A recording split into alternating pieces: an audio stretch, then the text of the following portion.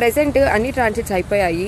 మిథున రాశికి కంటక శని, సింహరాశికి అష్టమ శని, ధనుసు రాశికి అర్ధాష్టమ శని, ఇంకా కుంభ మీన మేషరాశి వాళ్ళకి ఏలినాటి శని. ఇదొక్కటే కాదు, ఎవరి హోరోస్కోప్లో అయితే శని ప్లేస్మెంట్ బాగాలేదో వాళ్ళ కోసమే ఈ వీడియో, అస్సలు మిస్ కావద్దు. మే 22 హనుమాన్ జయంతి గురువారం రోజు వస్తుంది. అది కూడా పూర్వభద్ర నక్షత్రము, గురు స్టారే.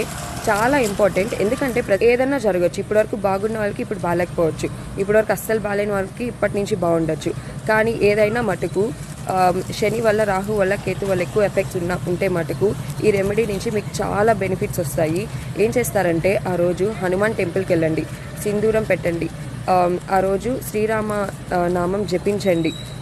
ఆ రోజు హనుమాన్ని చూస్తూ ఈ మంత్రం 108 టైమ్స్ జపించండి. మీకు టెంపుల్కి వెళ్ళడం కుదరకపోతే ఇంట్లో అయినా 108 టైమ్స్ ప్రేమగా భక్తిగా జపించండి. మీ ప్రాబ్లమ్స్ హనుమాన్కి షేర్ చేసుకోండి, ఖచ్చితంగా మీకు సొల్యూషన్ అయితే దొరుకుతుంది. ఎన్ని రెమెడీస్ చేసినా డొనేషన్ చేయాలి. ఆ రోజు మూగజీవాలకి ఫుడ్ పెట్టండి, కుక్కలకి, కాకులకి, కోతులకి, అన్నిటికీ.